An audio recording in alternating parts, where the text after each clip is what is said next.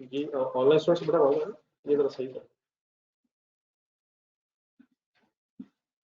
ये online student मेरी आवाज सुन पा रहे हैं?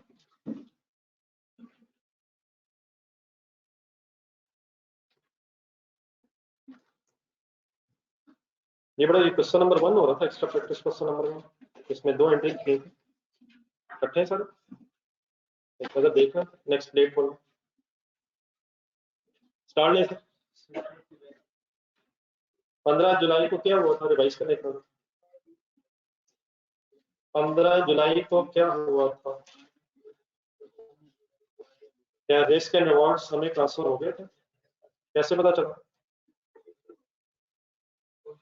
FOB बेसिस पे एग्रीमेंट था जिसमें रिस्क एंड रिवॉर्ड पे ट्रांसफर हो जाते हैं जब सेलर शिपमेंट कर देता है, पूरी बात बताइए। लेकिन क्योंकि कार्ट व्हील्स अभी चलना शुरू हुई है तो हमारे एंगल से कार्ट व्हील्स अभी इन ट्रांजिट है। किस दिन फिर ये हमारे पास पहुंची? 25 जुलाई को। फिर इन ट्रांजिट खत्म हो गया और कार्ट व्हील्स के नाम से हमारा एक एसेट बन गया। लेकिन नेक्स्ट स्टेज पे आना, फिर इन कार्ट व्हील्स का करना क्या था? ऑक्स वैगन में कन्वर्ट करना था। तो क्या ये ऑक्स वैगन में कन्वर्ट हो गई है? क्या एंट्री करो sir? Ox wagon as an asset debit, ये कैंडिडेट दोनों बन की है। दोनों कैंडिडेट करते हैं। ऑक्स वैगन बेटा कितने से डेबिट स्टार्ट किया करें यार, सुस्ती है, बिल्कुल सुस्ती है। किताब कहाँ है, सवाल कहाँ है? मोहल्ले में किसी के पास होगा, मुझे क्या, मैं देख रहा हूँ बोर्ड पे, देखता हूँ क्या होता है। ऑक्स वैगन कितने से फाइनली डेबिट? तो 40 कैसे? 185 की कॉन्ट्रीब्यूशन थी एंड 55 ऑफ फर्दर कॉस्टिंग करो तो 2,40,000 ox wagon debit. Cash credit by cart wheels चले क्रेडिट बाय 185। तो एक बेटा एसेट कन्वर्ट हो रहा दूसरा एसेट में, लेकिन इसको कन्वर्जन, इसकी कन्वर्जन करते हुए तो फर्दर कॉस्ट भी करो, ये तो cash credit by 55।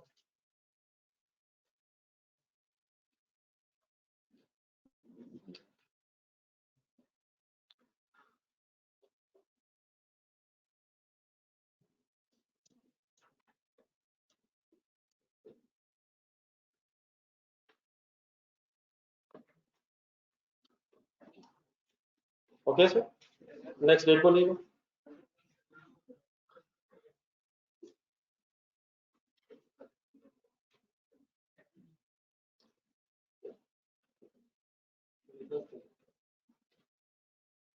Next date से ऑनलाइन स्टूडेंट्स पार्टिसिपेट किया करेंगे, बिल्कुल सुस्ती।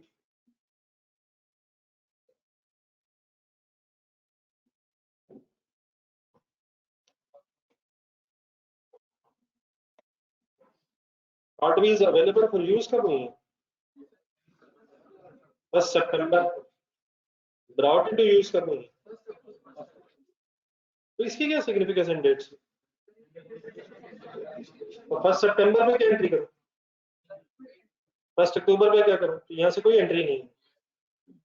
ये बहस किस एंगल से है? डेप्रिसिएशन तो कब चार्ज करेंगे? जब ईयर एंड आएगा। लेकिन क्या ईयर एंड से पहले पहले कुछ और भी बीच में हो रहा है? 31 अगस्त की डेट होना चाहिए। क्या सेटलमेंट डेट पहले आ रही है डेप्रिसिएशन से? अच्छा, ये वैसे कैसे हो सकता है कि एसेट अभी अवेलेबल फॉर यूज है नहीं और पैसे देने का टाइम आ रहा है? अब आप मेरे जरा सवाल पे गौर कर रहे, कोई सवाल है? एग्रीमेंट पेमेंट करना एक सप्लायर के साथ एग्रीमेंट है और एसेट अवेलेबल फॉर यूज करना अगर हम बना रहे हैं तो वो हमारा अपना काम है। खुदा ना खासा अगर ये सवाल मेरे से हो जाए तब भी इतना इरेलेवेंट। कंसंट्रेशन सोचा मीन्स टू से पेमेंट होना एक और चीज है और एसेट अवेलेबल फॉर यूज होना एक और चीज है। तो एग्रीमेंट के मुताबिक पैसे कब देने हैं, तो क्या वो डेट पहले आ रही है? क्या ट्रांसलेशन डेट तो नहीं आ रही दरमियान में? ये ट्रांसलेशन डेट आ रही है, सेटलमेंट डेट आ रही है। तो डेट इज 31 अगस्त।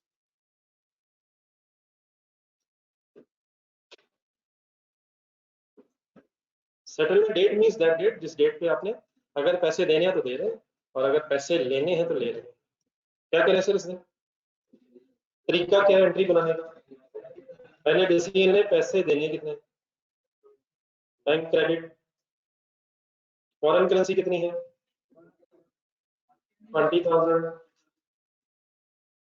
इस दिन foreign currency rupees, foreign currency को रुपीस में कैसे कन्वर्ट करो? इस दिन का रेट होना 9.9, मल्टीप्लाई करो 9.9 इज इक्वल टू 1,98,000। अब एक सेंटेंस बोला अपने सामने, अपने जेहन में, कितने रुपए वाली लायबिलिटी कितने रुपए में सेटल हो रही है? डबल एंट्री पूरी करें।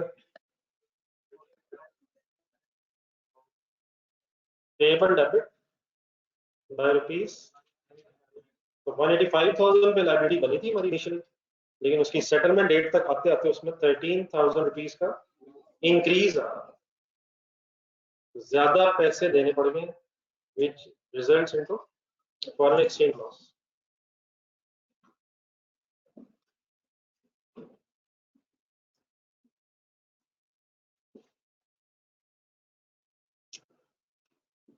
ये नहीं confusion.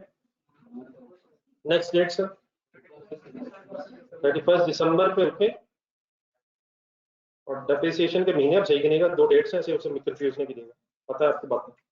Depreciation begins when the asset is available for use. It is irrelevant कि वो एक्चुअली कब से यूज हो रहा है, available for use. Once asset is available for use it is depreciated। So from which date it is available for use? For September onwards। ठीक है, amount बताएं किस अमाउंट पे डेप्रिसिएशन है? 240 divided by, sorry residual value, sorry residual value भी शायद, अगर method ना पता हो तो बेटा स्ट्रेट लाइन है, और फिर अगर रेजिडुअल वैल्यू अवेलेबल है तो माइनस करेंगे, अवेलेबल है 30 था, तो 240 minus 30 divided by 10 multiply by सितंबर, अक्टूबर, नवंबर, दिसंबर। ठीक, एंट्री फाइनल करें।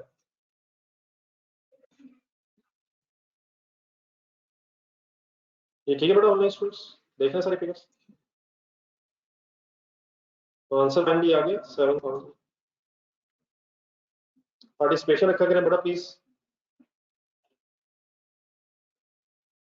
तो double entry of depreciation is depreciation account debit, accumulated depreciation account credit।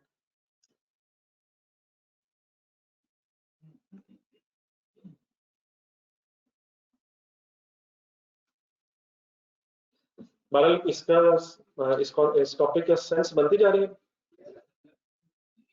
FOB basis में रिस्क एंड अवार्ड्स का ट्रांसफर हो जाता है। एक नजर जरा बेट देख के बोलूंगा, वो पेज का पेज निकाले 7-8 पेज, सॉरी पेज नंबर नहीं दे, जहां वो था वहां जरा वो एक एंड वाले मेन वर्ड जरा एक मिनट देख के पढ़ो। एफओबी बेसिस और सीए बेसिस में कब वर्ड्स, कौन कौन से वर्ड्स का फर्क है?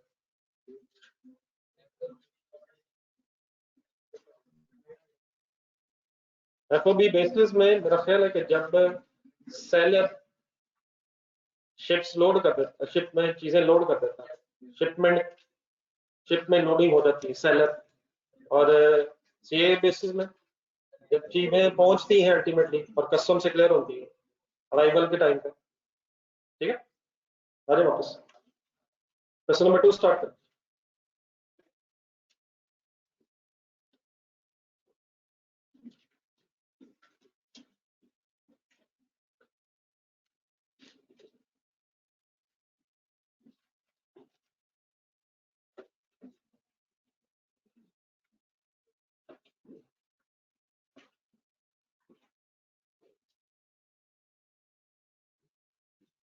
स्पाइवेयर लिमिटेड, रेडी, इसी क्वेश्चन की लिखो। Spyware limited is a Pakistani company involved in private investigation and supply of related products. Spyware Limited imported a large batch of advanced monitoring devices from an American company at a total invoice price of $100,000. The advanced monitoring devices were ordered from the American company on 25th March 15, were shipped on 15th July 15. Custom insurance and freight, ये word जरा ध्यान रखिएगा, इसी की application है PCI. C stands for Custom Insurance and Freight और FOB किसकी application थी, जरा वर्ड ध्यान में रखना, nothing else, pre on board words इस तरह से. And arrived in Pakistan on 25th July. The advanced monitoring devices are to be sold via one of its retail outlets. किसकी retail outlets? Spyware Limited. On 31st December 15, 80% of the advanced monitoring devices had been sold at a markup of 20% cost. ये mistakes हम afford नहीं कर सकेंगे. What is 100? What is 20? What is 120? Sale price. तो चीजों को बेचते हुए cost में 20 ऐड करके 120 पे बेचा जाता है, लेकिन कितने % चीजें बिकी? Spyware Limited paid the American company on 2nd February 16. Spyware Limited has a year end of 31st December. Relevant exchange rates given है आपको, different dates के next page है. एक वर्ड है spot rate. इससे तो परेशान है. Spot rate simply means किसी भी डेट का रेट, मसलन आज कौन सी डेट है, तो आज का जो एक्सचेंज रेट होता है उस होगा, उसे स्पॉट रेट भी बोला जाता है. कल वाले को क्या बोला जाएगा? Spot rate. कल जो गुजर गई इसको क्या बोला गया होगा? तो spot rate simply means different dates के रेट्स. तो इसको मेरा ख्याल है शायद इससे ज्यादा जरूरत नहीं. स्पॉट रेट क्या समझ आएगी? मतलब नीचे देखना जरा क्या दिया है, डेट वाइज रेट्स नहीं. तो date wise rates are called as spot, मतलब नथिंग एल्स, इसमें कोई साइंस और नहीं. पाक रुपीस को किससे कंपेयर किया हुआ? डॉलर से. रिक्वायरमेंट और रिलेटेड एंट्रीज फॉर 2015 एंड 16. अब यहां तक की जो डिस्कशन है, अब इसको वाइंड अप करने की कोशिश कर रहा हूं. मीन्स से जरा खुद से सारी डेट्स बोलो और लिखना शुरू करें, और प्लीज वर्किंग जरूर करें, वाइंड अप करें. जी सर. बेटा अगर फर्ज करें फर्क होता तो यकीन मानने में बताता हूँ क्या ख्याल होता. क्यों परेशान हो गया जिस चीज में नहीं होगा? जी सर जी, कौन कौन से ईयर की एंट्रीज करनी है? The company name is Spyware Limited.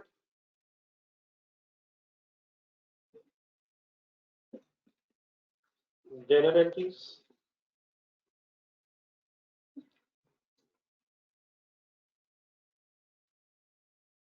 For the year ended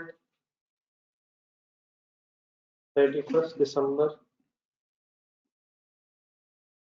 2015. Rupees लिखना क्यों जरूरी है? क्योंकि डॉलर्स है और हम रुपीस में कन्वर्ट करते हैं, तो हम जिस करेंसी में वर्किंग करें उसको स्पेसिफाई करना जरूरी है. जी सर, पहली डेट फाइनल कर दीजिएगा सर, अब रिपीट हो रही चीज. देखें सारी डेट्स देखें, बताएं सबसे पहले किस दिन पे रुक के कुछ करना. 25 मार्च को क्या करूं? शिपमेंट डेट पे क्या करूं? अब अराइवल डेट पे एंट्री क्यों करूं? तो 25 जुलाई 15. Any confusion? स्टोरी आपके सामने, सही सोच के एंट्री बता. नहीं, अब मॉनिटरिंग डिवाइसेस मेरा ख्याल परचेजेस है. जरा सोचा था सेंटेंस, सारी स्टोरी जरा देख. परचेजेस या इन्वेंटरी कहना चाहिए. नहीं नहीं, मतलब वो मैं याद वो भी याद करवा देता हूँ, लेकिन अब ये फिक्स एसेट नहीं है. देखो सेंटेंस पे मॉनिटरिंग डिवाइसेस बेचने के लिए खरीदी जा रहा है. अब परचेजेस कह सकते हैं, पीरियोडिक परपेचुअल, मैंने बस एक वर्ड ज़हन में लाना था इसलिए. परचेजेस, इन्वेंटरी, पीरियोडिक परपेचुअल, बस इसलिए मैंने वर्ड बोला. दोनों एक्सेप्टेबल होंगे, लेकिन बाय डिफॉल्ट चले हम परचेजेस की बात ही कर रहे हैं. जी sir, purchases debit, okay, purchases कह रहा हूँ, मॉनिटरिंग डिवाइसेस को, वाई, चीजें बेचने की नहीं है सर, गुड्स नहीं, पेबल क्रेडिट, कैसे,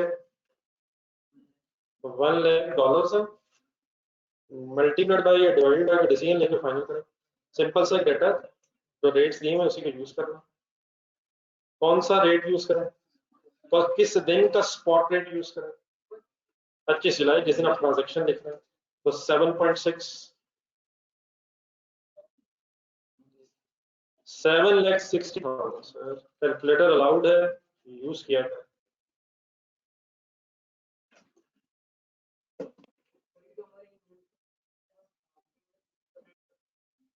वो इशू नहीं, फॉरेन क्रेडिटर लिख लें, क्रेडिटर लिख लें, ट्रेड पेबल लिख लें, फॉरेन ट्रेड पेबल लिख लें, जो दिल करता है, वो इशू नहीं, दैट्स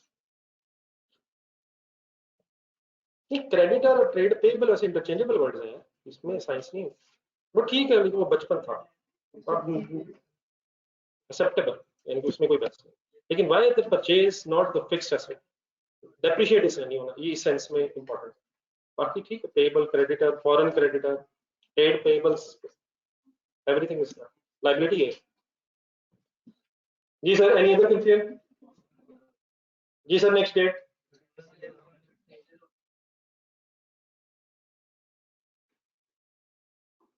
नेक्स्ट डेट 31 दिसंबर 15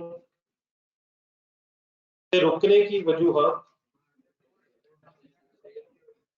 देखिए जरा एक नजर रिवाइज करें,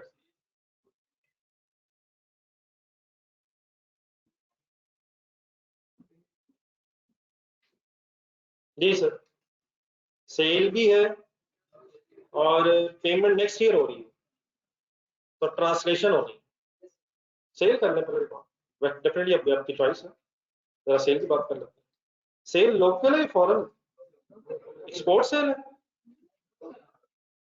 सिंपली कोई इंफॉर्मेशन नहीं है, लोकल सेल है, महसूस लोकल ही हो रही है, क्या एंट्री करें सर, कैश सेल है, क्रेडिट सेल है, इंफॉर्मेशन नहीं है, तो बचपन से बनाए क्या अज्यूम करते हैं, एंट्री बोले, डेबिट सेल्स,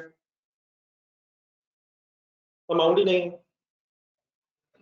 निकल आएगी, कैसे, जरूर सही कीजिएगा, इसमें इस तरह की मिस्टेक्स नहीं अफोर्ड कर सकते, क्या कहा उसने, सारी भेज दी, तो 760,000 की टोटल परचेज थी, इंटू 80% की कर रहा हूँ, 80% बिकी है, तो what is the cost of the good sold, ये सही है मेरा, cost of good sold 760 is the total purchase, 80% is sold is equal to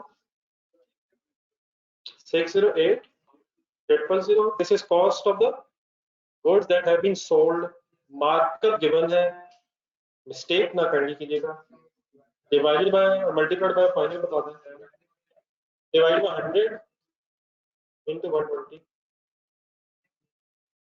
729,000, 729,600,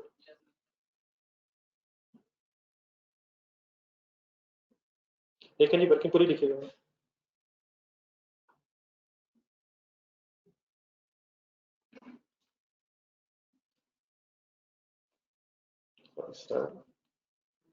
$29,600,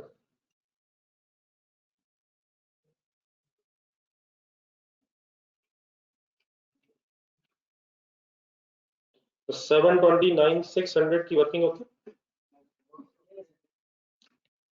जी बिल्कुल ठीक है, ये भी बात कर लेते हैं, एक मिनट पहले 729,600 तक आ जाए, any confusion this working, why 80%, sold 80%, and y divided by 100 into 120, एक मार्कअप दिया होगा, 20% प्रॉफिट था, सेल प्राइस पे सेल रिकॉर्ड होगी, जी ठीक है बेटा ऑनलाइन स्टूडेंट्स,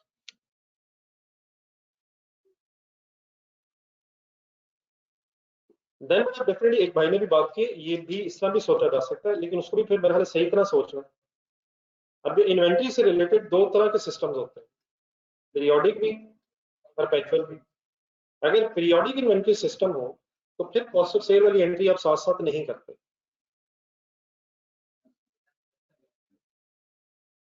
हाँ, अगर आप कर रहे हैं तो ऑब्वियसली आप कर सकते हैं बाय अज्यूमिंग के परपेचुअल इन्वेंटरी सिस्टम। तो कॉस्ट ऑफ सेल की एंट्री वैसे है कितने से, अमाउंट सारी है वैसे, cost of sale debit stock credit by rupees 608 की जा सकती है, लेकिन क्या कंसिडर कर रहे हैं कि परपेचुअल इन्वेंटरी सिस्टम। लेकिन अगर पीरियोडिक है तो फिर साथ साथ ये एंट्री नहीं होती, ये एक दफा वर्किंग करते हो ओपनिंग स्टॉक प्लस परचेजेस, जिसका शायद हम कल वर्किंग कर रहे थे और एक्सट्रैक्ट बना रहा था, तो लिख लेते हैं मेरा ख्याल, लेकिन क्यों लिख रहे हैं ये भी डिफाइन कर लेते हैं। एक अज्यूमिंग, लेकिन डेफिनेटली मैं ये साथ जरूर रिपीट करूंगा कि ये कंपलसरी नहीं है, लेकिन अगर कर रहे हैं तो क्या अज्यूमिंग है, एक assuming perpetual inventory system.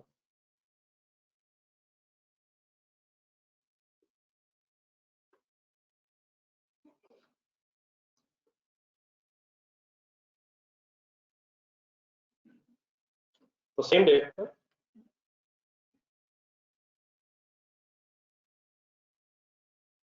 Cost of sales debit and inventory credit by rupees 608 जी 608,000।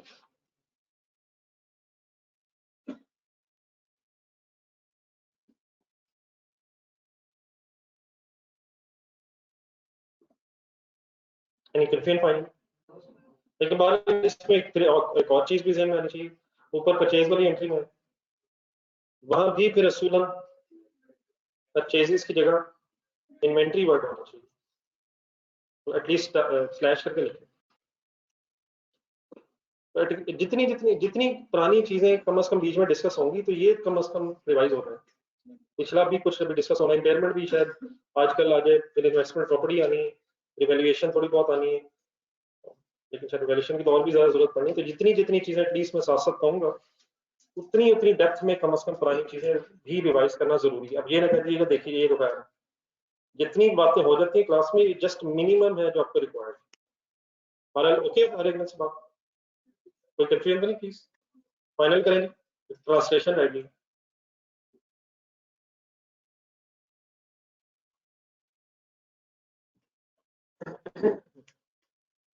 ये डेट 31 दिसंबर 2015 करें जी ट्रांसलेशन इन्वेंटरी।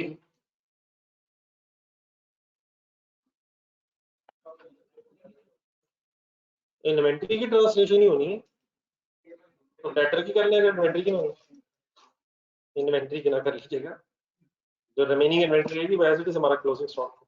डेटर हमारा वैसे ही लोकल करेंसी में है, सिर्फ किसने ट्रांसलेट होना, क्या सारा पेबल अभी है, क्या सारा ही पेबल बचा हुआ है, उसकी पेमेंट अब नेक्स्ट ईयर है, बैलेंस शीट में एज ऑन पेबल है, तो how to remeasure the payable,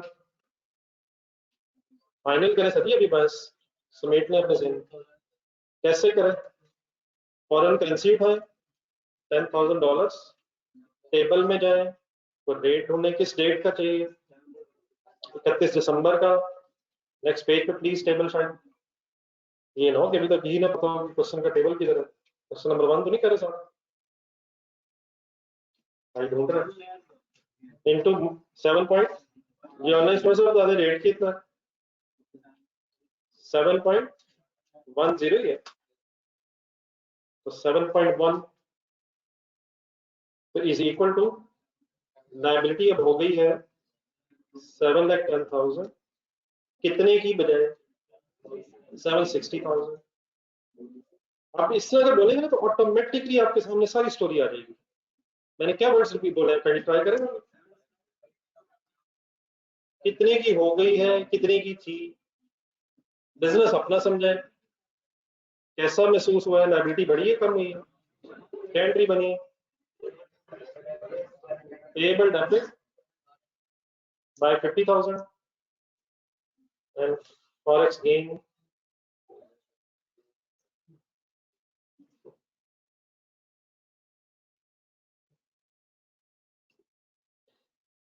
payable debit and gain credit.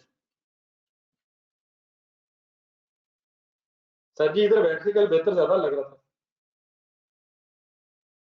इधर आ, ये ज्यादा अच्छा लगेगा, वरना आपस में अच्छाई बुराई नेट ना हो जाएगा। ये sir any other entry in this story? Requirement देखें 2015 की डबल एंट्री को रह गई हो, सभी को रह गई हो, लेकिन 2016 की एंट्रीज भी रिक्वायर्ड है। पढ़े डाटा 16 पेमेंट से सोचो फॉर द ईयर एंडेड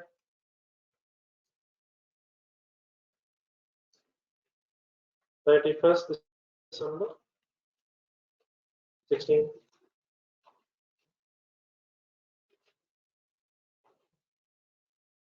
ये ऑनलाइन स्टूडेंट्स को तो मेरे ख्याल बुक शायद डिस्पैच होगी कल शायद, मैं पता करता हूँ। लेकिन ये आप फिजिकल में आप तो ले लें बुक, सबने ले ली, जिन्होंने नहीं ली बेटा ले लें यार, ये पेजेस उसी में रख लें, बस घुमाइएगा। ऑनलाइन स्टूडेंट्स के इंशाल्लाह डिस्पैच होकर डेफिनेटली कुछ एक दो दिन चल लगे, अल्लाह करे पहुंच जाए। ये डेट 31 दिसंबर 16 में को डेट 2 फरवरी में क्या हुआ लिखे एंट्री खुद से फाइनल कर दो।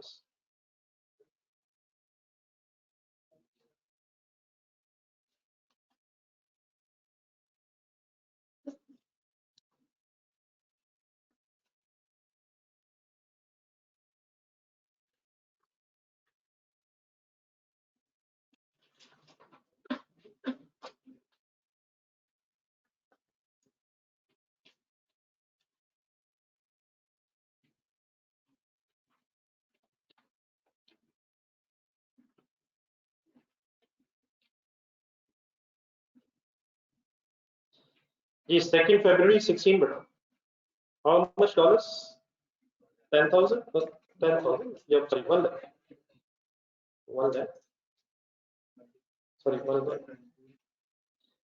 1 lakh dollars are settled when the rate of exchange is 6.9। सही तरतीब से लिख के पॉइंट अपना 10 1 lakh into 6.9 690 690,000 की लाइबिलिटी 690,000 पे अब लाइबिलिटी सेटल हो रही है, 710 वाली 690 पे रिकॉर्ड हो रही है ऐसे। तो पेबल डेबिट से पहले बैंक क्रेडिट का डिसीजन है पेमेंट वाले दिन, bank credit 690 okay, payable debit 710। तो ये ट्रांसलेशन डेट पे और पेमेंट डेट पे सोचने का शायद थोड़ा सा स्टाइल डिफरेंट है। ट्रांसलेशन डेट एक मिनट सामने रखें, वहां क्या बोल रहा था मैं, 760 वाली लाइबिलिटी 710 पे आ गई, सेटल नहीं आ गई है, तो 50,000 से लाइबिलिटी कम हुई। यहाँ शायद थोड़े से वर्ड्स ये हैं, 710 वाली लाइबिलिटी 690 पे सेटल हो गई। तो पहले बैंक लिख लें, लाइबिलिटी लिख लें, अकॉर्डिंगली बैलेंस शीट लगा दें। 20,000 is gain or loss? Why gain? Dollar सस्ता हो। क्वेश्चन नंबर 3 पे होमवर्क लिखो।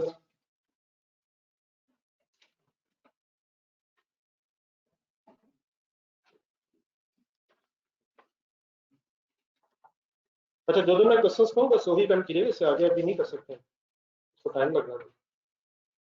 तो क्वेश्चन नंबर 3 पे होमवर्क लिखो, लेकिन अल्लाह करे तो टाइम इसलिए बच गया। आप मीन वाले जंप लगाएंगे तो पेज नंबर 35, मेरा बुक का अगर पेज नंबर पे बता दे थोड़ा सा आगे आगे ना, IAS 21 की भी लिखा होगा देखो बुक है, वैसे नीचे पेजेस पेज नंबर नीचे भी लिखे होंगे चैप्टर के, 35 DND something GND limited 54 35 whichever is the case। आए फर्स्ट क्वेश्चन जरा पढ़ना शुरू करें।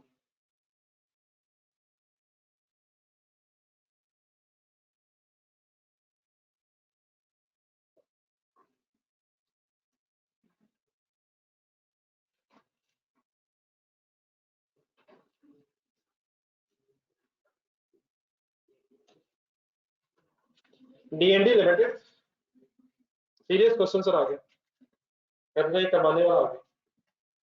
DND Limited is a listed company having its operations within Pakistan. During the year ended 31st December 16, the company contracted to purchase plants and machinery from a US company. The terms and conditions thereof are given below.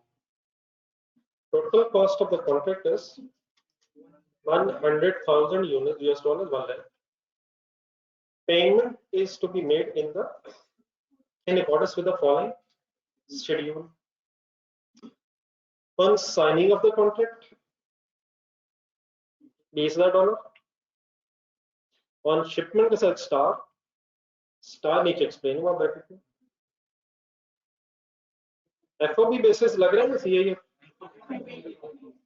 इस word की जरूरत तो नहीं थी, लेकिन शायद revision अगर हो जाए ऑल्टरनेटिव. 30 सितंबर पे शिपमेंट से रिस्क एंड अवार्ड ट्रांसफर हुए. $50,000 उस दिन पे हुए.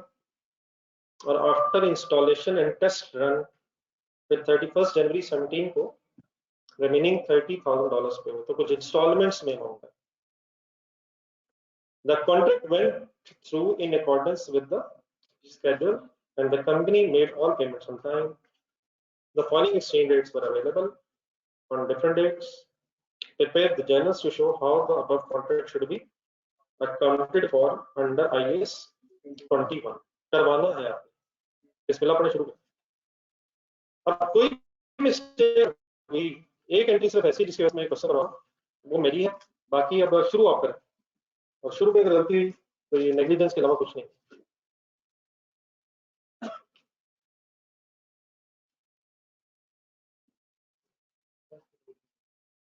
DND लिमिटेड को फॉर्मेलिटी जरा पूरी कर लिया करेंगे. DND limited general entries.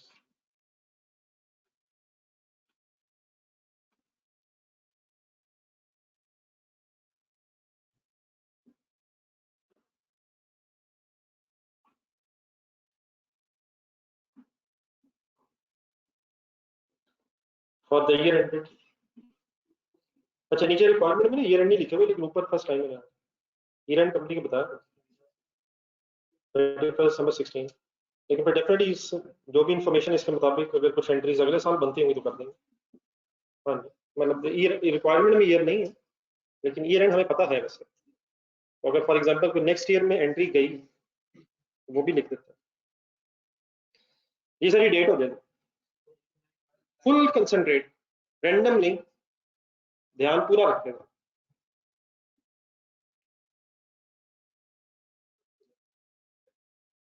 मत डरे अल्लाह माफ करे. डरने की जरूरत. बिस्मिल्लाहिर्रहमानिर्रहीम जी. डेट 1 जुलाई. एडवांस जा रहा है. डेफिनेटली एसेट डेबिट नहीं होना इस दिन. ये होना एसेट तो तभी डेबिट होगा जब वो हमारा होगा.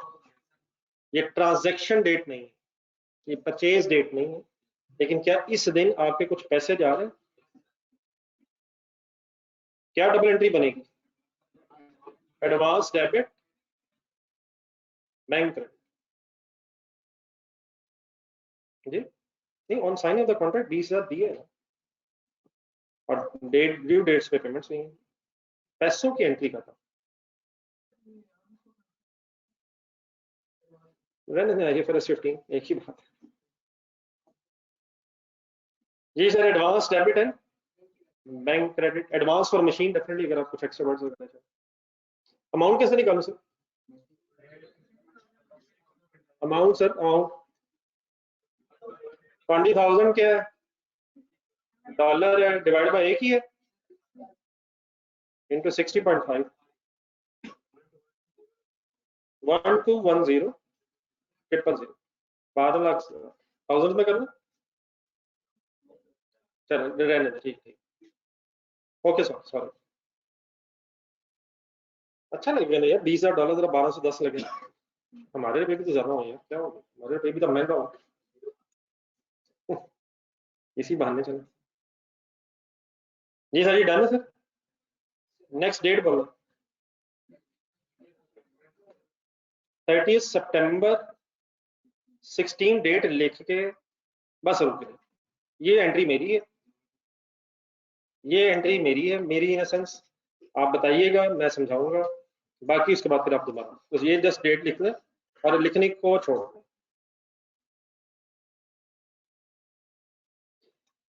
जी सर जी, इस दिन क्या होगा? इससे सर जी काफी कुछ होना है। पहले आप इस तरह करें, कंसंट्रेशन सुन के, कंसंट्रेशन से सोच कर, रुपीस खत्म कर दें जहन से, एक सेकंड रुपीस जहन से निकाल दें, सिर्फ डॉलर्स के एंगल से, डेफिनेटली हमें रुपीस में एंट्री करनी है, लेकिन जरा डॉलर्स के एंगल से पहले एंट्री बनाएं। इस दिन क्या आप डेबिट करना चाहते हैं? क्या इस दिन रिस्क एंड रिवॉर्ड्स ट्रांसफर हो गए? क्या एंट्री करें? Plant and machinery in transit लिख लेना मुनासिब इसलिए है क्योंकि अभी शिपमेंट हुई है। देख लेना,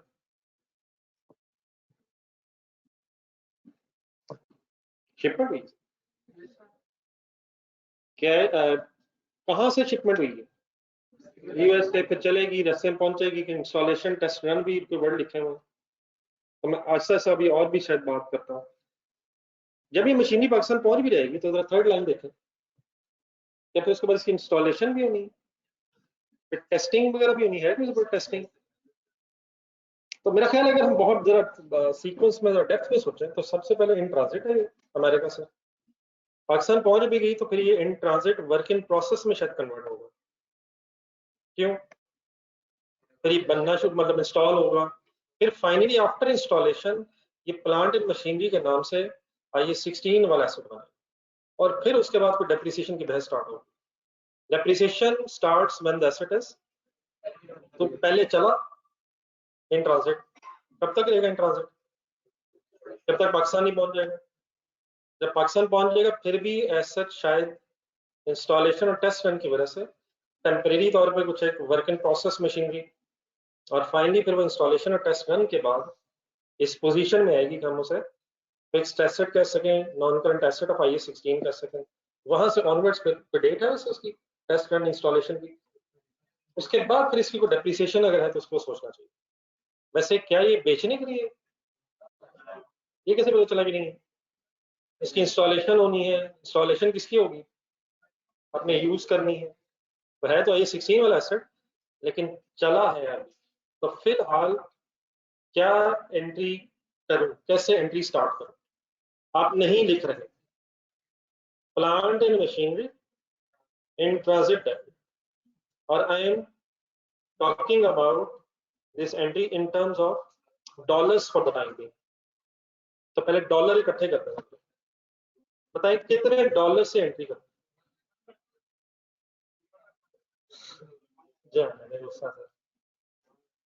क्या आधी मशीनरी चल पड़ी है? यकीनन पेमेंट $50,000 हो रही है, तो मशीनरी डेबिट कितने से करो? क्या 1 लाख वाली मशीनरी अब हमारी हो गई है, लेकिन क्या इस दिन पैसे वाकई 50 जाने हैं? तो कंपाउंड एंट्री कुछ इस तरह से बननी है। आज सरकार आराम से, plant and machinery in transit debit $100,000, advance credit वो वाला ऊपर वाला 20,000 अब credit, bank credit by $50,000 and payable credit by $30,000। तो आप इससे करें, पहले ही एंट्री, ये इसलिए स्पेस रखना जरा जहाँ हमने डेट लिखी है, पांच छह लाइनें छोड़िएगा, और उसके नीचे पहले डॉलर्स में एक एंट्री बनाए, plant machinery in transit 1 lakh,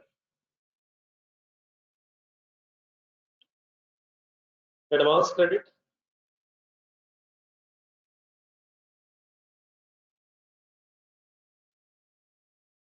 $20,000। केवल 20 से समझ आ रहा है? कौन सा कौन सा जो हमने एडवांस में दिया था? अब क्या वो एडवांस खत्म हो जाएगा? फिर जब एसेट आपका हो जाएगा तो एडवांस खत्म, वो एडवांस एसेट में चला गया। इस दिन bank credit by $50,000 and remaining amount is payable $30,000। तो इन टर्म्स ऑफ डॉलर्स इस तरह से एक ब्रेकअप है, पहले तो ये हजम करेगा।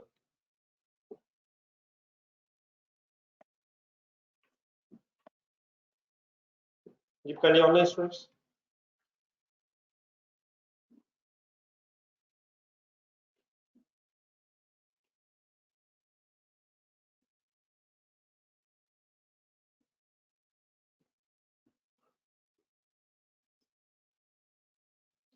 डॉलर्स में अमाउंट हमारे सामने आ जाए एटलीस्ट डॉलर्स, ताकि हम डॉलर्स को देखे फिर हम रुपीस बना सकते।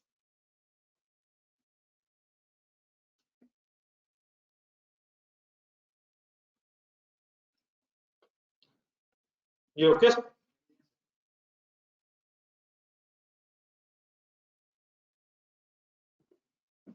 तो 30 सितंबर 16 अब आए अपनी डॉलर्स वाली एंट्री देखें, रेट्स देखें, और ये वाली जो मैं एंट्री करने लगा हूँ ये कहानी पहले समझें, सोचें समझें।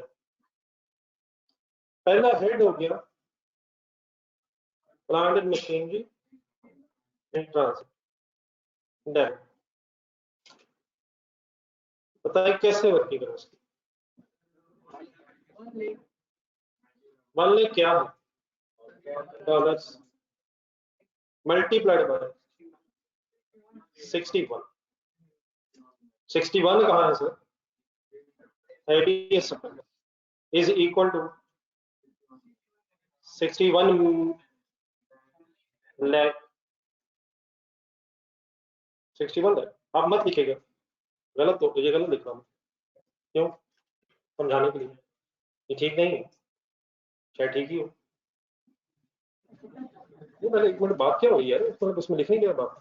आप खुद लिखिएगा। मैंने क्या उठाया? डॉलर उठाए और स्पॉट रेट ढूंढा मैंने। स्पॉट रेट कहाँ से उठा गया? इस दिन का रेट ढूंढा, इस दिन का रेट स्पॉट रेट। जी सर, आगे का रेट। एडवांस क्रेडिट की अमाउंट कैसे कैलकुलेट करो? क्या इस एडवांस की वर्किंग इस स्पॉट रेट पे करो या 12,10,000 रुपए से करो? ये तो स्पॉट रेट पे दिया था। किस स्पॉट रेट पे दिया था ये? 60.5। तो इस एडवांस का तो अब किसी स्पॉट रेट से दोबारा ताल्लुक नहीं है। ये तो पैसे हम दे चुके थे, दे चुके थे। और अल्हम्दुलिल्लाह, अल्हम्दुलिल्लाह मैंने क्योंकि गौर से देखा बोर्ड में, उस वक्त देने की वजह से हमें आधे रुपए का फायदा हुआ। आधे रुपए का आसान 61 का डॉलर हो गया और वो 60.5 का। तो ये पैसे एडवांस में देने की वजह से हमें 12,10,000 ही देने पड़े। एक मिनट, 20,000 लिखें कैलकुलेटर इंटू 61। अगर ये उस वक्त ना दिए होते तो 12-20 बनते हैं। हाँ, ये भी हो सकता था, पहले 62 का बाद में 60 वाली, तो ये नफा नुकसान हो सकता था। लेकिन फिलहाल अल्हम्दुलिल्लाह हमें 10,000 बचा है। किस वक्त देने से? 1 जुलाई को देने से, एडवांस पर देने से। तो बताइए कितने से क्रेडिट? लॉजिकली सोचा क्रेडिट 12-20 से क्रेडिट करो। इट मींस इसको कोई रीमेजर करने की जरूरत नहीं है। स्पॉट रेट ये दे चुके हैं, हाँ, लेकिन ये खत्म हो जाएगा। आगे बढ़े। बैंक क्रेडिट, बैंक क्रेडिट कितने डॉलर से? सॉरी, ये तो बता दें यार, खुदा के लिए यार। हम क्यों बताए, हमें क्या पता? हमने लिखा हुआ है यार, इसलिए तो लिखा है। वो एंट्री लिखी हुई है, क्या मैं उसी डॉलर की एंट्री को रुपीस में कन्वर्ट कर रहा हूँ? बैंक कितने से क्रेडिट है? 30,000 डॉलर्स या 50,000 dollar? 50,000 dollars multiplied by 61। Okay, 61 305000।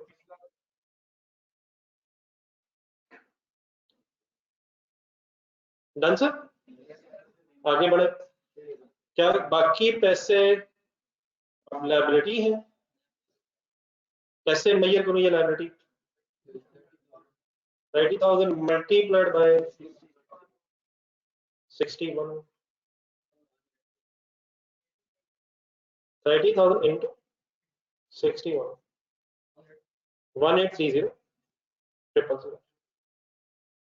Done sir. Done sir. और सर जी ना लिखो, खुदा के लिए ना लिखो। Hold on sir ji, entry गलत है, बैलेंस नहीं हुई।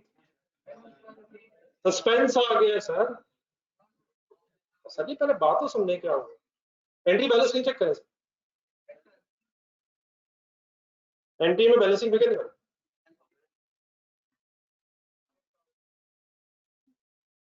10,000 किधर आ? देखिए गेन या लॉस कब होता है? जब हमें अच्छा बुरा लगता है। बैलेंसिंग है, अगर जीत है तो वैसे ही कटा लगा लेते, ठीक है। तो इस वक्त ये 10,000 का फर्क आ क्यों रहा है ये समझने की जरूरत नहीं, आ क्यों रहा है? असल में बेटा अपनी प्लांटेड मशीन ने ना 61 पे डेबिट की है, और बाकी डेफिनेटली बैंक भी 61 पे क्रेडिट हुआ है, और पेएबल भी 61 पे क्रेडिट हुआ है। क्या इन टर्म्स ऑफ डॉलर्स ये एंट्री बैलेंस है? इन टर्म्स ऑफ डॉलर्स जो आपने पहले लिखी थी, लाख का ब्रेकअप हुआ था, तो इन टर्म्स ऑफ डॉलर तो बैलेंस है।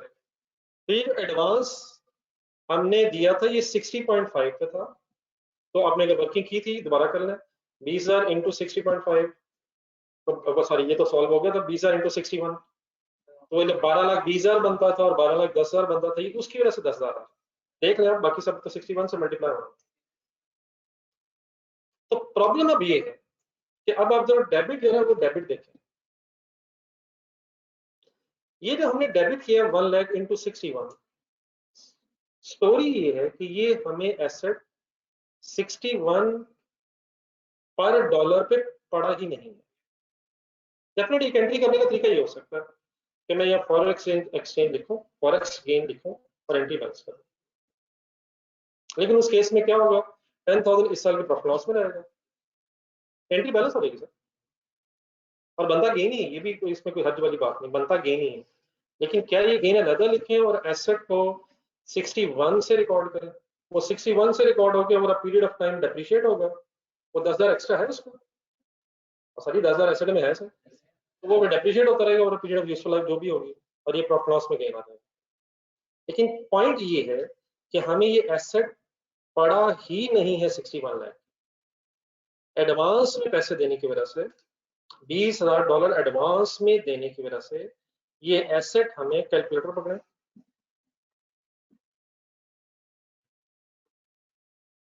और मैं फिगर्स बोलूंगा ढूंढनी है, मैं आराम आराम से बोलता हूँ, 12,10,000 लिखे, ठीक है, क्या हमें वो $20,000 जो शुरू में दिए वो पाकिस्तानी रुपीज में 12,10,000 के पड़े, वो एसेट के अगेंस्ट नहीं है ना जमा।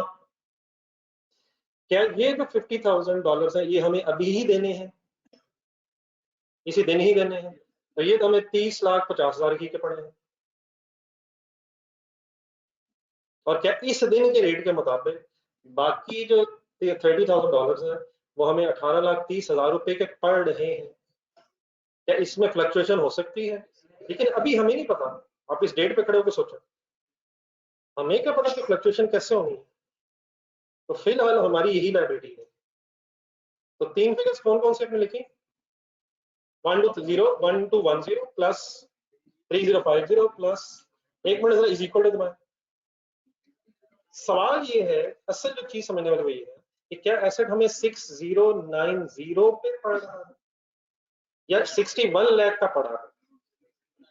ये वर्ड समझ रहे, पड़ा है क्या मतलब, हमने $1 लाख का ही एसेट खरीदा है, लेकिन पेमेंट पैटर्न ऐसे बना हुआ है कि हमें फाइनली ये एसेट 61 लाख पे पड़ ही नहीं रहा। अगर हमने ना पैसे दिए होते एडवांस में तो फिर ये हमारा एसेट कितने में रिकॉर्ड होना था, क्यों उसी वक्त खरीदा हमने, उसी के रेट यूज होना था। तो ये एसेट ये नहीं कि हमें 61 लाख रुपीस का एसेट पड़ रहा है और देयरफॉर हमें 10,000 का गेन हो रहा है। इसकी स्टोरी क्या है कि ये हमारा एसेट हमें कॉस्ट ही 6090 करना, तो मीन्स से ये एंट्री ऐसे होनी चाहिए कि आप एडवांस का डिसीजन लें, पेमेंट का डिसीजन लें, पेबल का डिसीजन लें, और जो बैलेंसिंग फिगर बनती है उस अमाउंट से अपने एसेट को रिकॉर्ड करें, रादर देन क्या करने के, एसेट को ओवरस्टेट करके, ओवरस्टेट 61 पे ओवरस्टेट करके अपने को गेन्स कैलकुलेट करें। आपको ये एसेट कॉस्ट ही कितना कर रहा है इन terms of rupees 6090, why not 61? Because जो $20 हमने पे किए हैं वो उस लम्हे अल्हम्दुलिल्लाह पे किए हैं जिस वक्त डॉलर रेट कम था, और देयरफॉर उसको कम पे अमाउंट पे करने से हमें ये एसेट कम कॉस्ट कर रहा है। तो फॉलो करें मेरी बात। हालांकि इसका ये मतलब भी हरगिज नहीं है, लेट्स अज्यूम उस वक्त डॉलर रेट ज्यादा होता, तो मैं ये इसलिए नहीं कह रहा कि उस वक्त डॉलर रेट कम था तो मैं ये करना है। आप इवन देन क्या करते, जिस अमाउंट पे एडवांस दिया उसको कंसिडर करते, और जो पैसे देने हैं उसको कंसिडर करते हैं, वेदर और नॉट उस वक्त रेट ज्यादा है या कम। अब अगर उस वक्त रेट ज्यादा था तो एडवांस देने से आपको ऑब्वियसली फिर लॉस भी हो रहा होगा, तो वो लॉस हो या गेन उसकी बात नहीं कर रहा कि वो ये गेन है इसलिए ऐसे करना, गेन हो या लॉस हो इररिस्पेक्टिव ऑफ दैट, आपने जब पैसे पाक रुपीज में अब सेटल करने हैं उनकी बेस पे आप एंट्री करें। आई होप कि मैं कुछ समझा पाया हूँ। तो किस तरह एंट्री प्लीज लिखें। अच्छा ये प्रॉब्लम पिछले सवाल में क्यों नहीं है, बहुत से सवाल तो कर लिए इसमें एडवांस नहीं था। तो the only new thing in story कि अगर एडवांस आपका पे आउट है तो एडवांस जब क्रेडिट होगा तो उसी अमाउंट से होगा जिस अमाउंट पे आपने डेबिट किया, उसको मैंने रीमेजर नहीं किया प्लीज। सबको नजर आ रहा है। तो फाइनली इस फिगर को हमने बैलेंसिंग सॉर्ट ऑफ फिगर के एंगल से कैलकुलेट किया। अब लिखें जी जी, पहले एक मिनट लिख लो, मैं इधर ही पढ़ा हूं। एक मिनट लिखूं मैं बात भी नहीं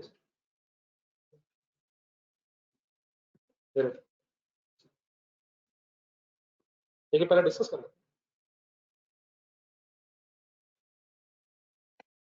अपने सामने जरा फिगर्स है ना।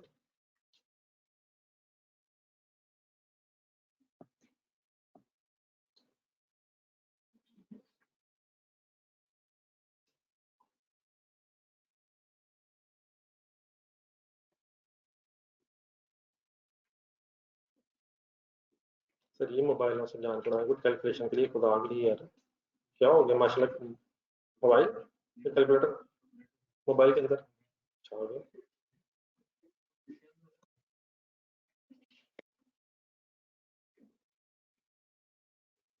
अगर नहीं खुदा न खास्ता इसके लिए पैसे खर्च करने का दिल कर रहा है तो एक ऑल्टरनेट है मेरे पास, तो खरीदार ढूंढ लेते हैं मोबाइल में।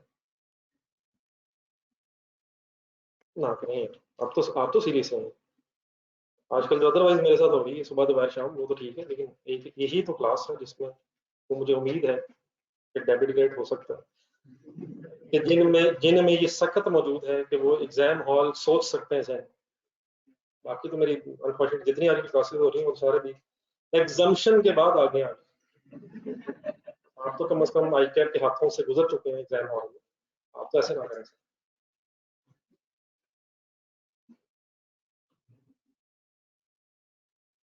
आपकी शायद कोई एक आध बस छुट्टी बनती है रिजल्ट पे,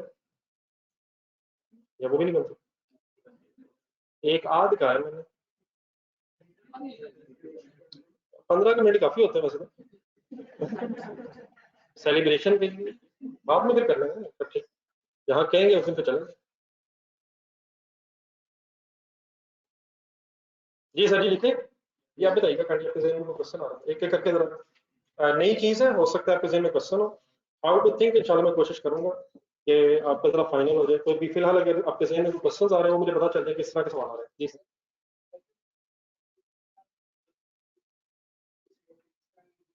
जी जी सर जी, अगर ये गिवन रेट है तो हम फिर डेट वाइज क्यों इंक्रीज कर रहे हैं,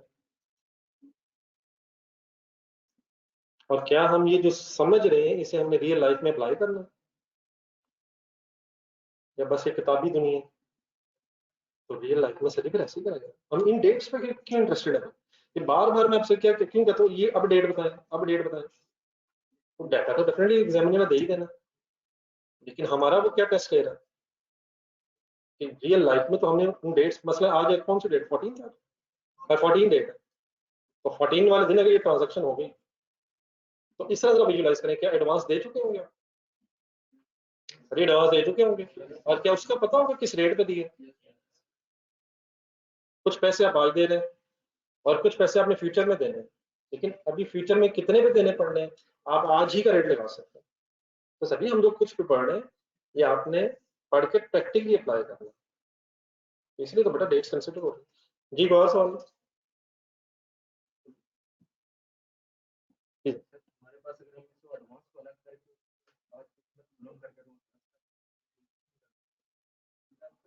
मतलब सर जी वो तो मैंने खुद करवाया आपको 20,000 जरा 61 यही कर रहे हैं ना, कर लेना जरा, कर ले जो करना चाह रहे हैं वो एग्जाम के बाद में सही पहुंच रहे हैं, गलत कर 20,000 × 61 करना चाह रहे हैं। देखना मुझे सही फिगर बता दें कैसे करें। ठीक है, ऐसे ही है सर। मैंने सर जी बस वो 80 का ब्रेकअप कर दिया, इसमें क्या सर जी? वो 80 का ब्रेकअप जरूरी इसलिए है क्योंकि 50 इसमें से दे दिए और 30 देना, बाकी डेफिनेटली 80 × 61, 80 ने 61 पे मेजर होना, लेकिन हम 80 को इकट्ठा क्रेडिट नहीं कर सकते। व्हाई? 80 में से 50 is paid and remaining is paid, बाकी वही मैं कह रहा हूँ 80 × 61 जमा 20 × 60.5। अभी तो 60.5 उठाना पड़ रहा है, बस ये नई चीज है। अगर मैं आपसे कहता कि इस रेट पे स्पॉट रेट लेना, तो ये सवाल तो होमवर्क भी हो सकता है, लेकिन इसमें नई चीज क्या पड़ी हमने, एडवांस देने से अब हमें ये सारा एसेट 61 पे पड़ा ही नहीं। बस के सारे पैसे एडवांस में चले कहानी खत्म। Let's see 1 lakh rupees, story थोड़ी सी चेंज कर लेते हैं। 1 लाख रुपीस हम एडवांस में दे देते ऑन 1 जुलाई 16 पे। कैलकुलेटर उठा 1 लाख लिखे, इनटू बताए रेट क्या लेते 60.5, एंट्री बोल दें, अभी बोल दें यार। अब शिपमेंट हो गई, बताएं क्या मैं अब दोबारा रेट लगाता? अब रेट की जरूरत ही क्यों नहीं? अब हम दे चुके हैं जितने पे देना, अब हमें वो एसेट उतने का पड़ा 6050 के पड़ा।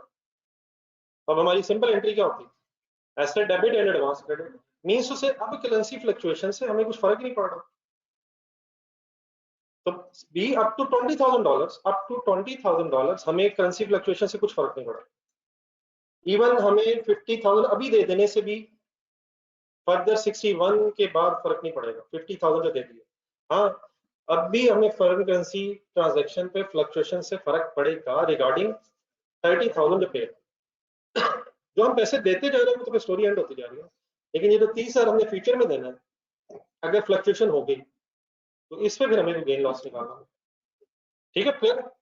ये कोई और क्वेश्चन किसका?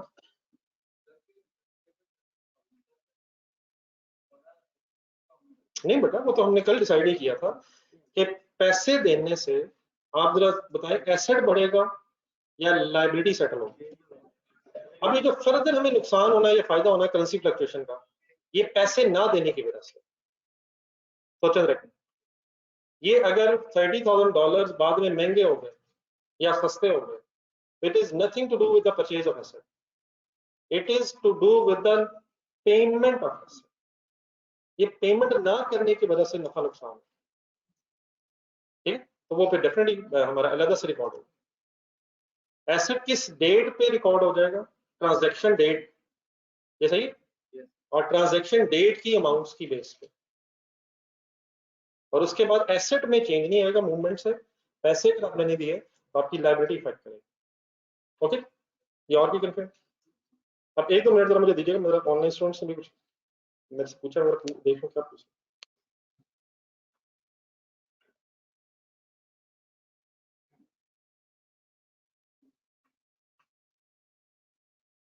जी अब्दुल मजीद साहब, लेकिन बेटा ये एसेट को रट्टा लगाने की जरूरत नहीं है।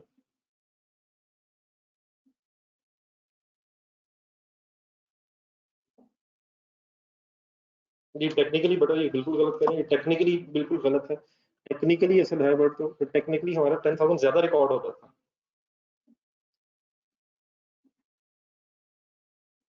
जी डेफिनेटली बेटा, वो तो फ्लक्चुएशन की वजह से, फ्लक्चुएशन की वजह से अब जो भी हमारे पेबल में चेंज आएगा उसने एक्सचेंज गेन लॉस बनना ही।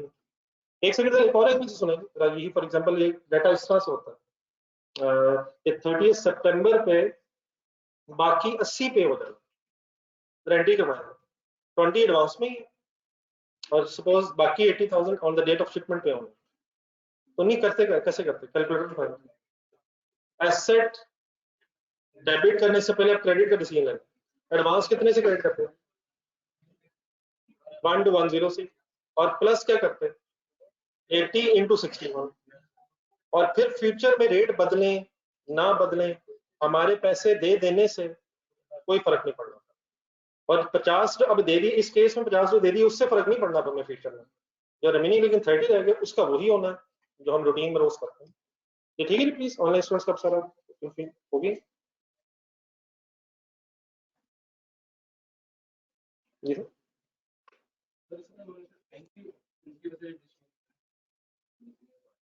नहीं सर, हमने बैंक की एंट्री की वजह से नहीं दिया। फर्ज करें ये पैसे पे ही ना होते, फर्ज करें इस दिन 30 सितंबर पे कुछ ना पे होता, सवाए उस 20,000 एडवांस पे, एंट्री करवा पूरी करवानी, ये क्या बात हुई, पे पूरी एंट्री बोलना सर। ऐसे डेबिट होना था, बैंक क्रेडिट होना था, बैंक क्रेडिट नहीं सॉरी एडवांस क्रेडिट होना था। बाकी सपोज इट इज पेएबल, बताएं वो पेएबल कैसे रिकॉर्ड करते हैं, इनटू 61, तो इनटू 61 जमा 1 to 10 वही बनना। तो पैसे नहीं भी जाते तो इस दिन 61 की लाइबिलिटी।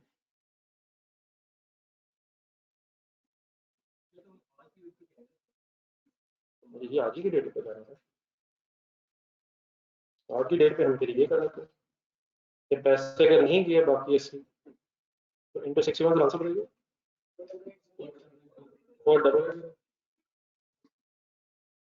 जी बेटा इस तरह ना करें अकरम साहब, मोहम्मद अकरम साहब, वो तभी बात हुई है कंडीशन बहुत से साथ साथ चला गया। अगर सारे एडवांस पे हो जाते we are nothing to do with that, exchange rate on the date of shipment ऐसे डेबिट होकर एडवांस क्रेडिट हो जाता। जी ठीक है, मेरी एंट्री अभी भी बैलेंस है मेरा, चेक करें तो ऐसा करें सर। अगर ये होता तो हो गया नहीं, एक मिनट भाई ऐसा ऐसे चलता है।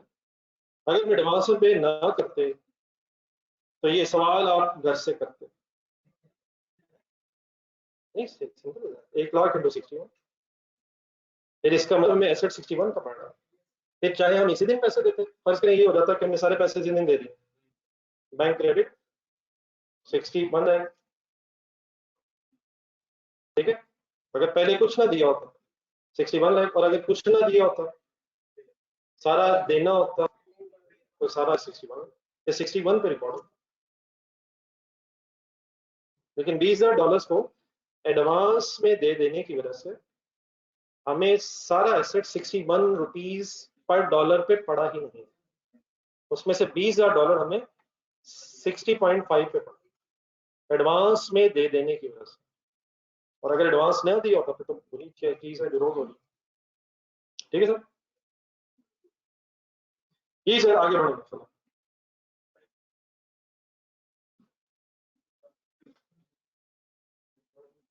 ये जस्ट हाँ ठीक है, डेट होना मैं देखूँ पूरा।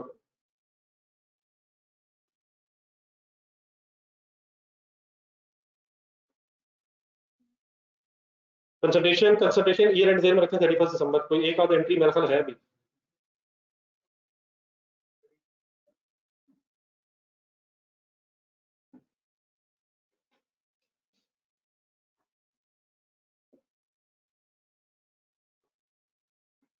ये ऑनलाइन स्टूडेंट्स अब रेडी है नेक्स्ट एंट्री के लिए,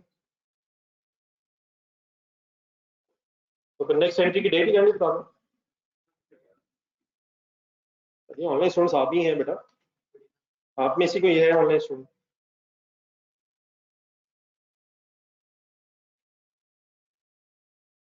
जी जी नेक्स्ट डेट फिर क्या बनेगी? 31 दिसंबर पे रोकने की वजह डेप्रिसिएशन हरगिज नहीं है। हाँ ठीक है, हमारे पास रेट भी नहीं है, वो ठीक है हम नहीं चार्ज कर सकेंगे, लेकिन अभी हमें करनी भी नहीं है। वाई? वो अभी अवेलेबल फॉर यूज भी नहीं है, वो तो अभी शायद अभी आया भी नहीं है इंस्टॉलेशन, या आप में भी आगे लेकिन उसकी डेट नहीं है, उसकी इंस्टॉलेशन वगैरह होने के बाद वो अवेलेबल फॉर यूज होगा। ठीक है, लेकिन यहाँ रुकने की वजह ट्रांसलेशन जरूर है। कैसे ट्रांसलेशन करूँ, वाइंड अप करवाएं? नहीं फिगर सॉल्व करवाएं। $30,000 into rate of US dollar on the balance sheet date is 61.2, 61.2 solve करके बोलने ये क्या है, 18,36,000 रुपीज क्या है आपकी रिवाइज लाइबिलिटी है अगेंस्ट अ लाइबिलिटी ऑफ 18,30,000। ठीक है सर, तो लाइबिलिटी बढ़ी कम हो रही है? लाइबिलिटी बढ़े तो क्रेडिट होती है,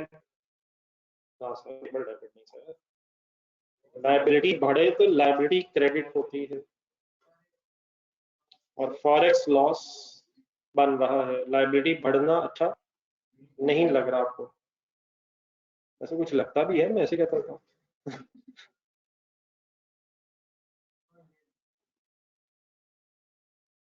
जी डी 31 दिसंबर 2016 में एक और एंट्री, आगे बढ़े।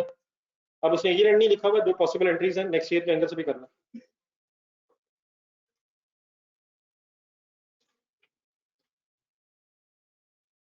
फॉर द ईयर एंडेड 31 दिसंबर 17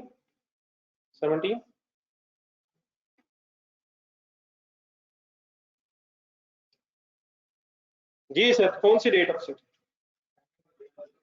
31 जनवरी 17 पे मेरा ख्याल है कि दो एंट्रीज लॉजिकली कर रहे हैं। एक तो कौन सी करनी है, मतलब पहले वो बता दो।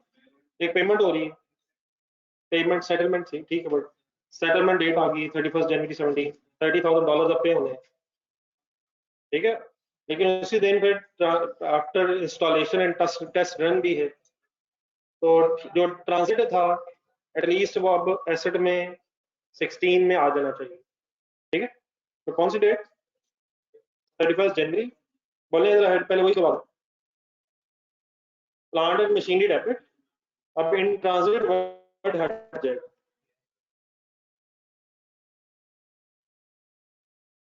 Plant and machinery debit and plant and machinery in transit credit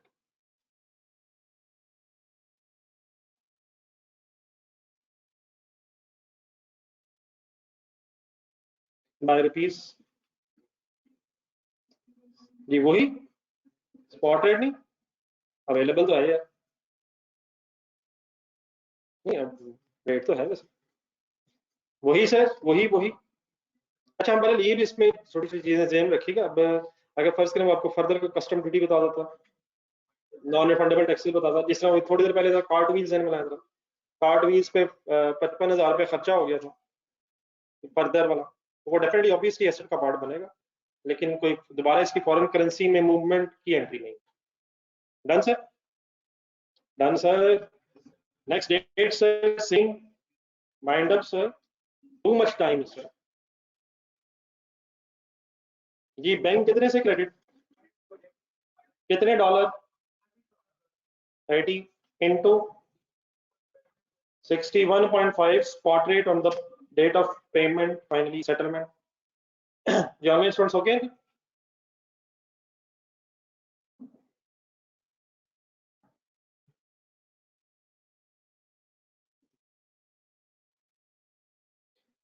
बहुत स्लो है सर, ये शुरू में ही ऐसा मसला क्रिएट कर लेते हैं आप लोग पढ़ाई के हवाले से, बात बिल्कुल खराब हो जाती है। शुरू में पढ़ते नहीं, बाद में पढ़ा जाता नहीं, नेट इफेक्ट जीरो। हम बताइए, बाद में कैसे पढ़ा जाएगा इतना एक्यूमुलेट करके? कभी 1.5 होता है, कभी 2 होता है, 3 की ऑप्शन है नहीं मेरे वाला। 1845000 पे लाइबिलिटी सेटल हो रही है, कितने वाली कितने पे सेटल हो रही है? सही ढूंढिएगा। 1836 पे लाइबिलिटी आ गई थी, पेएबल डेबिट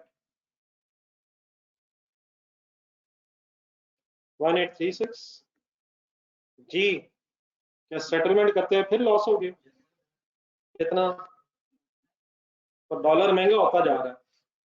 बेहतर क्या है, सारी पेमेंट्स करने जितनी करनी है, जाने एडवांस में डॉलर में। ठीक है, चलो।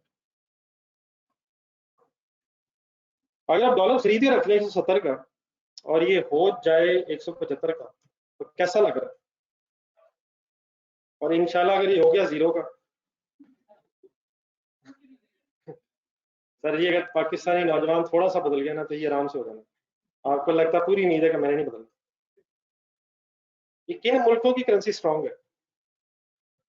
नहीं, कोई वर्ड बदल लेते हैं आज, चेंज कर लेते। आपने शायद मेरी पुरानी स्टेटमेंट सुनी, मैं चेंज कर लेता।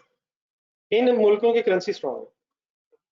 आप जिन मुल्कों में जाके बसना चाहते हैं उनकी करेंसी स्ट्रांग है। अगर आप पाकिस्तान में बसना चाहें तो पाकिस्तानी करेंसी स्ट्रांग है। हमारे मुल्क का कोई एक नौजवान पाकिस्तान रहना चाहता है? नहीं, ईमानदारी से देखो, रियलिस्टिक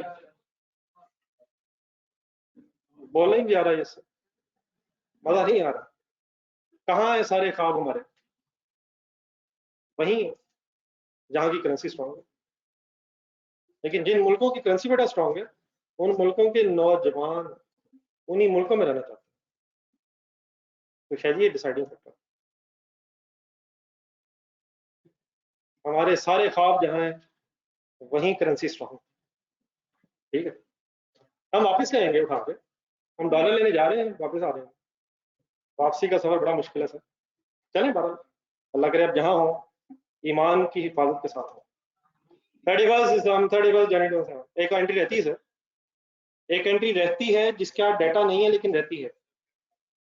डेप्रिसिएशन चार्ज में से होनी चाहिए, 11 मंथ्स की अब होनी चाहिए, लेकिन वो हम चार्ज क्यों नहीं कर सकेंगे? नहीं अवेलेबल फॉर यूज, मेरे ख्याल हो गया रेट, डेप्रिसिएशन की लाइफ नहीं है एसेट की, मतलब। जी सर, अब इस सारी डिस्कशन के बाद आप एक और क्वेश्चन होमवर्क रखने की पोजीशन में आ गए, पता आपको?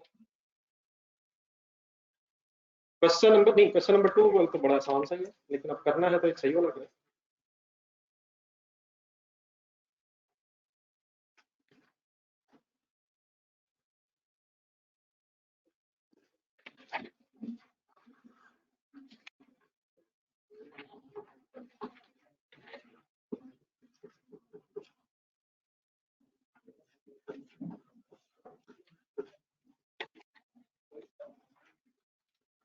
जी सर,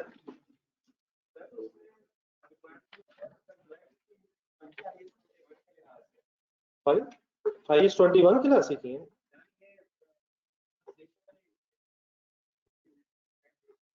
नहीं बताइए, IS-21 फॉरेन करेंसी वाले स्टैंडर्ड की बेस पे सारी एंट्रीज है। IS-21 की बेस पे ही सारी एंट्री होगी। हाँ डेफिनेटली, IS-21 की इस डिस्कशन में जहाँ IS-16 आ जाए, जहाँ बीच में इन्वेंट्री आ जाए, वो डेफिनेटली बहस अपनी जगह, लेकिन ये सारी ट्रांसलेशन, सेटलमेंट, ये सब IS-21 का हिस्सा। मेरा ख्याल आपका सवाल कुछ और है, शायद मैं नहीं समझा। ये सारा ट्रांजैक्शन डेट, CIF, FOB, ये सब फॉरेन करेंसी का हिस्सा है। Translation, settlement, everything is part of IS-21।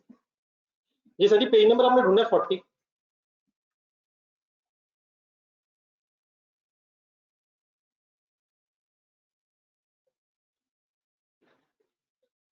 Page number 40 पे कॉपर लिमिटेड होगा। तो ये दो क्वेश्चन मेरा ख्याल है बड़े आराम से आप सॉल्व हो जाएंगे। एक उधर क्वेश्चन नंबर 3, और पेज नंबर 40 मीन्स बुक का जरा करके बता देते हैं सर। तो एक दो दिन जब तक ये बुक्स नहीं है सबके पास, जरा थोड़ी सी तलाश करिएगा। कॉपर लिमिटेड के नीचे इसका आंसर भी है, तो बड़े आराम से ये सवाल आप कर सकेंगे। लेकिन डेफिनेटली अगर कोई पॉइंट रह जाए तो इंशाल्लाह कल क्लास के स्टार्ट में मैं उसको डिस्कस करूंगा। मीन वाइल हम इस तरह करते हैं, टाइम अलहमदुलिल्लाह बच गया काफी। पेज नंबर जरा ढूंढे अपने पास।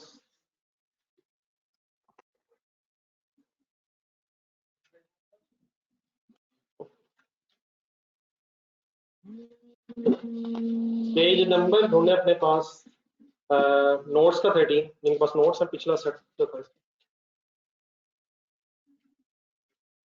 रिवैल्यूएशन ऑफ नॉन करंट,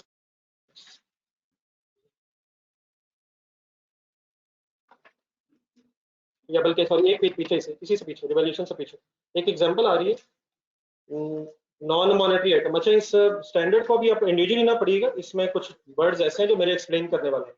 इसमें मॉनेटरी नॉन मॉनेटरी वर्ड्स आएंगे, तो ये चीजें अल्हम्दुलिल्लाह हम करते तो जा रहे हैं, क्वेश्चंस करते जा रहे हैं, इसकी थ्योरी भी साथ साथ हो रही है, लेकिन इसमें कुछ ना कुछ वर्ड्स अभी नजर ही है। तो पेज नंबर बुक का कौन सा जी? एग्जाम्पल लिखा होगा स्टार्ट पे, एक पेज पीछे रिवैल्यूएशन से। पेज नंबर जिनके पास नोट्स है, पेज नंबर 12 है अभी, तो 32 बता रहे हैं।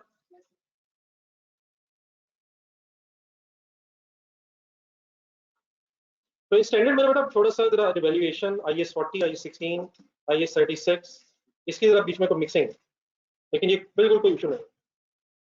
तो आप अपने सामने प्लीज कौन सा पेज रख चुके हैं? पेज नंबर 12, या जो भी आपके सामने डाटा पढ़ेंगे, एक साथ में क्वेश्चन लिखा हूँ। ऑन जनवरी, वो तो हेडिंग से, on 1 January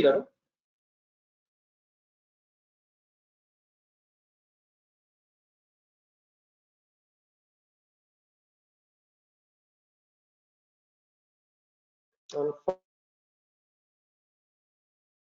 1st January 11, a Pakistani company bought a plant from American company for rupees 100,000 US dollars.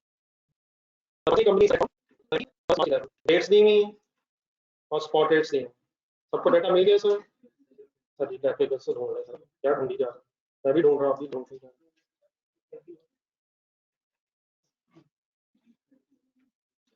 The plant is depreciated. Yeah. The plant is depreciated. ये ऑनलाइन सोर्स को वास्ती करेंगे, पता नहीं depreciate कैसे होगा. Plant is depreciated to a nil residual value over a period of 5 years. Last line इस वक्त हमसे ज़रा relevant हुई है. The recoverable amount was calculated on 31st December rupees 320,000. तो थोड़ा सा impairment है सर, इससे पिछला पे नहीं करो. ये इस वक्त बेटा फाइनली आवाज ठीक है.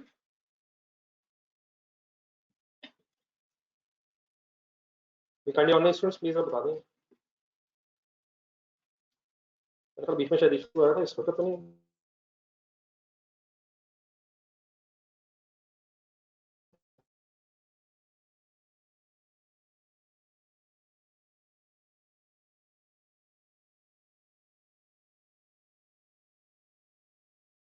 वैल्यू यूज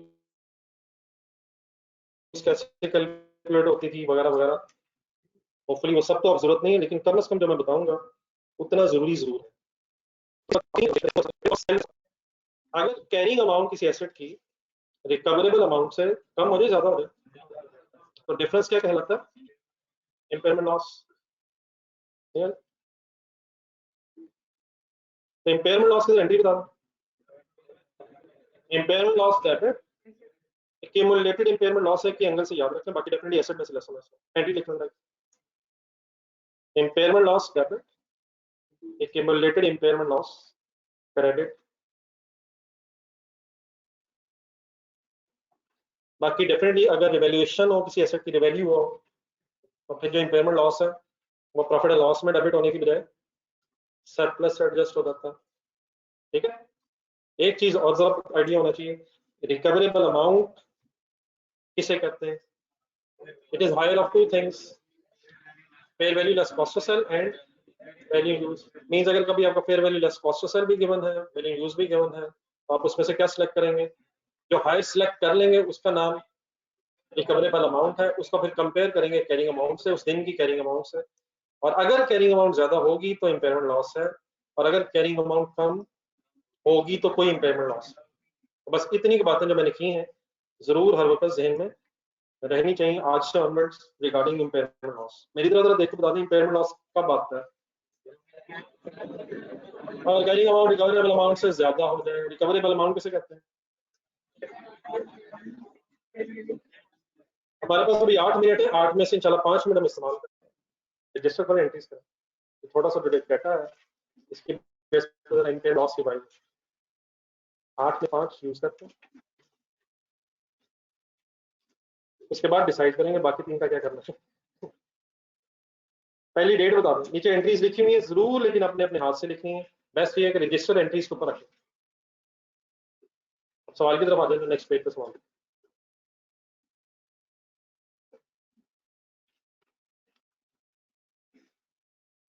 जी डेट बोले. ये एंडेड है 31 दिसंबर 11 एंड 12. 11 के एंगल से स्टार्ट है. 1 जनवरी 11 एंट्री बनो. मायूसी तो ना फैलाएं. Plan debit. सोचे सोचे सोचे और पेमेंट हो गई है, अब हुई है 3 महीने बाद हुई है, तो फिलहाल पेबल क्रेडिट. कैसे? 1 लाख मल्टीप्लाइड बाय 6.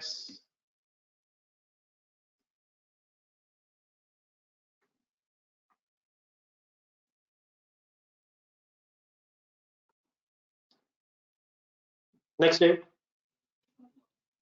इसमें 5 मिनट्स में हो जाना. आप जो मर्जी करना है इसमें हो जाना, तो बेहतर है इतना करना. एक हो सकता है इंतजार करके 5 मिनट गुजर जाए, एक एंट्रीज करते हुए गुजर जाए, नेट इफेक्ट सेम नहीं है। नेक्स्ट डे 31 मार्च पे रोकने की मुझे वजह, सेटलमेंट डेट, ठीक है, पेमेंट डेट कैसे करूं payment? Bank credit by 1 lakh into 6.3 spot rate on the date of 31st March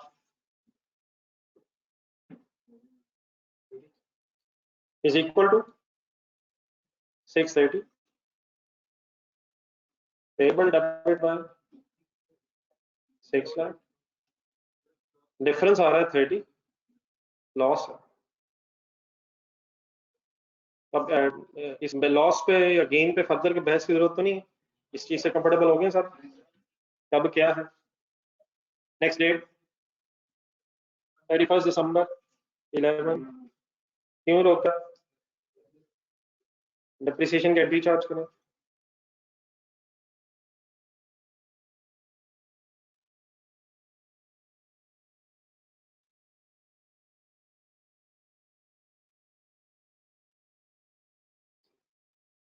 कैसे? 6 लाख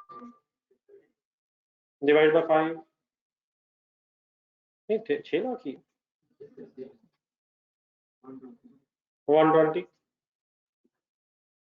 यानी प्लांट ने ट्रांसलेट नहीं होना बैलेंस शीट डेट में, पेबल ने तो होना है ना यार,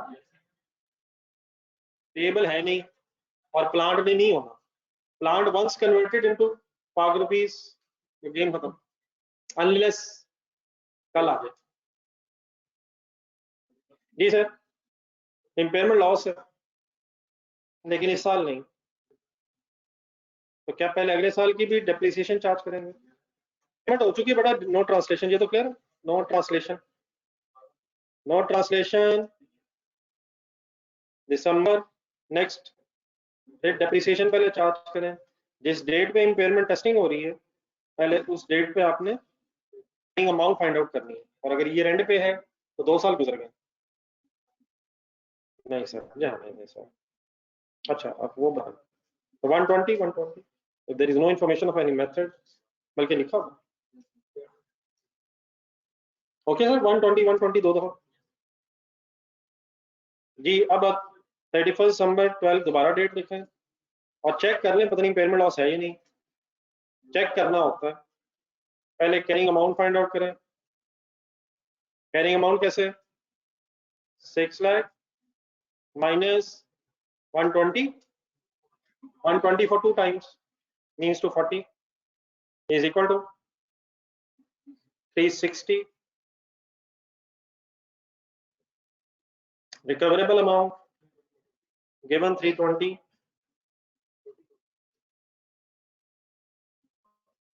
आपसे रिक्वेस्ट है प्लीज जो छोटे छोटे काम होमवर्क के तौर पे मिले इन्हीं दिनों में सीरियस लीजिएगा, बाद में टाइम नहीं मिलता फिर चीजों के लिए। 40,000 इज इम्पेयरमेंट लॉस।